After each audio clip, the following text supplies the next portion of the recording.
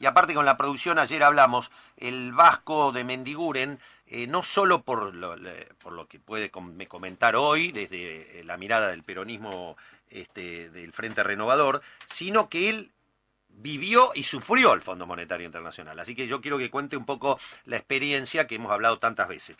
Hola, doctor, ¿cómo le va? Jorge Chamorro lo saluda, gracias por atenderme. ¿Qué tal, Jorge? Buenos días. Bueno, ¿qué significa Sí. para usted como experiencia de ser ministro de la producción en Argentina el Fondo Monetario Internacional? Bueno, primero es bueno recordar el momento, ¿no? Estábamos en la peor crisis social, política y económica que recordaba el país. Se había decretado el país en default, había 18 monedas que circulaban, desde lo social, 5 presidentes en 10 días, que se vayan todos, muertos. Bueno, una situación realmente muy, muy difícil. ¿Cuál fue la actitud del fondo en ese momento sobre la Argentina? Llevarnos a la hiper. Eso es lo que buscaba. ¿Qué nos dijo? ¿Esto cómo se concretaba? Primero nos pedía que liberáramos el tipo de cambio, que no interviniéramos con reserva para tratar de administrarlo. A fin de enero prometió, y ahí había una discusión. El ministro de Economía, Jorge Reme, le decía, bueno, pongan primero los 15.000 millones de dólares para reforzar las reservas y nosotros liberamos el tipo de cambio, cosa de tener una posibilidad de controlar lo que pasara. Y ellos decían, no, primero liberen el tipo de cambio y después le damos las reservas. Y esta fue la discusión todo enero. ¿Quién lo hacía primero? Bueno, sobre fin de mes el gobierno argentino decidió, bueno, liberar el tipo de cambio esperando que luego el fondo cumpliera. ¿Qué hizo? No cumplió. No cumplió. Conclusión, casi más nos llevó una crisis, ustedes terrible a fin de enero, donde tuvimos que cerrar los bancos para que los oficiales de justicia no vinieran con los sopletes a abrir las cajas fuertes de los bancos. Terrible. Pero además, ¿qué hizo ese Fondo Monetario en el año 2002 con esta situación de la Argentina? No nos dio un peso, blindó a Brasil con 30.000 millones de dólares. Claro, me acuerdo. Se lo dio 3.000 millones al Uruguay, ¿entendemos? También para blindarlos. ¿Para qué? Para que la explosión que ya daban por descontado en la Argentina no se expandiera a estos dos países. Esa fue la actitud del fondo. Pregunta, ¿el objetivo final para provocar el descalabro total en la Argentina era lograr que venga ese comité de bancos a manejar el país directamente? Exacto. ¡Qué horror! Que nos interviniera un grupo de expresidentes de bancos centrales del mundo, esta es la fórmula de Donrup y Caballero, para que nos intervinieran la economía.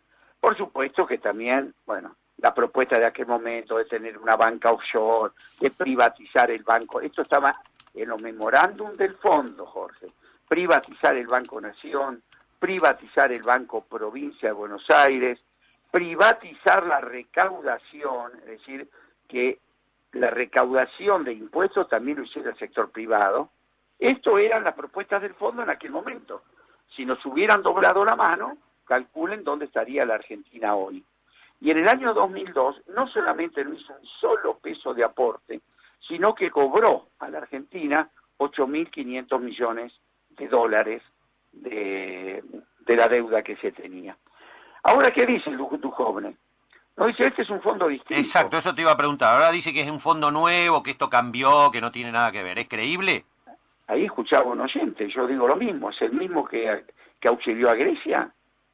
Esto hace muy poco tiempo. Pero además, Jorge, el fondo estuvo en diciembre en la Argentina y en el artículo 4 de las recomendaciones que dice es ajustar en los sectores que más se había gastado, lo cual son jubilaciones, sueldos y obras. Ya lo dijo en diciembre el fondo, así que ¿por qué nos va a sorprender que diga otra cosa? ¿No? Entonces, claro eso, o sea que el fondo ya en diciembre, sin un préstamo de por medio, ya estaba exigiendo al gobierno que toque el gasto. Le dio recomendaciones en el artículo 4. Claro. Las recomendaciones que dio son esas. Por eso, ahora, si vamos concretamente a pedirle la plata, entonces en vez de recomendaciones serán exigencias. ¿Por qué van a ser distintas a las que ya dieron en diciembre? Correcto. ¿Qué va a pasar entonces? ¿Cómo ves lo que sigue. Todavía no hay información, pero ¿a qué dólar va a pedir? Porque el fondo siempre quiere licuar pasivo, como sea, del Estado. Así que yo no sé si va a quedar este dólar en 22. ¿Es creíble? A ver, yo lo que noto es que el gobierno ha demostrado impericia, ha llevado la situación que todo el mundo sabía, o se sorprendió el gobierno que Estados Unidos suba la tasa. Se sorprendió el gobierno. Jorge, lo venimos hablando con vos hace 2 años. Sí. Cuando se instala la bicicleta financiera, la Argentina, lo dicho siempre, terminó de 2 formas, mal o peor. Porque cuando el único negocio en el país es prestarle al Estado, cuando hacemos esa famosa bicicleta que tiene esos trípodes, que es aplanchar el tipo de cambio, subir la tasa de interés interna y decretar el ingreso y egreso irrestricto de capitales. ¿Qué es lo que se genera? Lo que pasó en el 2016, por ejemplo, que la especulación financiera le cobró a la Argentina, o se llevó de la Argentina, una tasa de interés de más del 25%, Jorge. Es decir, lo que en el mundo lleva 20 años, la Argentina lo pagó en 1. ¿Cómo podía terminar eso, Jorge?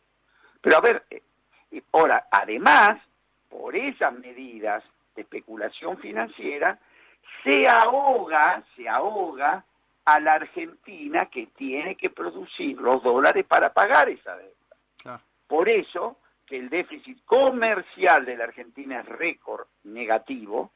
Cayeron 20.000 millones de dólares las exportaciones, que es la moneda de pago, y la fuga de capitales, que es lo que marca la confianza de los argentinos en el país, creció el 130%. Además, el turismo, que tanto el gobierno quiere promover, bueno, lo que promueve es el turismo externo, dejó 11.000 millones de dólares de déficit. Conclusión, ¿usted cree que estos números no lo mira la gente? Entonces, mientras el negocio da, siguen. Ahora, ¿qué sucede? También lo advertimos y también lo vivimos en las crisis anteriores. Cuando desconfía, empieza a irse.